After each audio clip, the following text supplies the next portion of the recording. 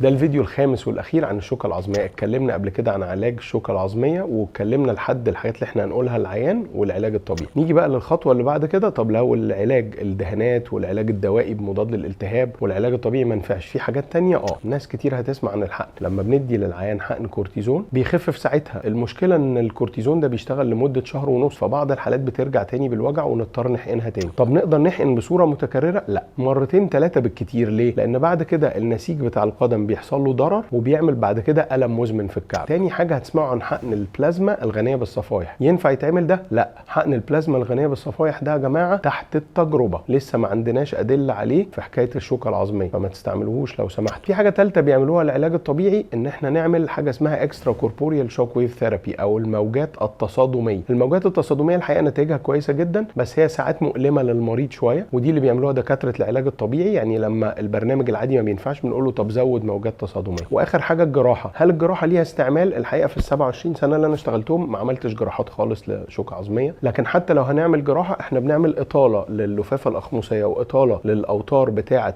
السمانه، لكن ما بنشيلش الشوكه اللي باينه في الاشعه في العمليه، لان كل الدراسات اثبتت ان نشيلها ملوش اي قيمه. احنا بنعمل حاجه اسمها بلانتر فاشيا ريليس ولينثنينج للكاف ماسلز، ودي بتتعمل من فتحات صغيره. بس الحقيقه ما حدش خالص من العيانين بيحتاج الجراحه دي، لان المرض بيخف لوحده، لانه سيلف ليميتنج ديزيز. انا دكتور شريف خالد، استاذ جراحه عظام في القصر العيني، وده كان اخر فيديو عن الشوكه العظميه.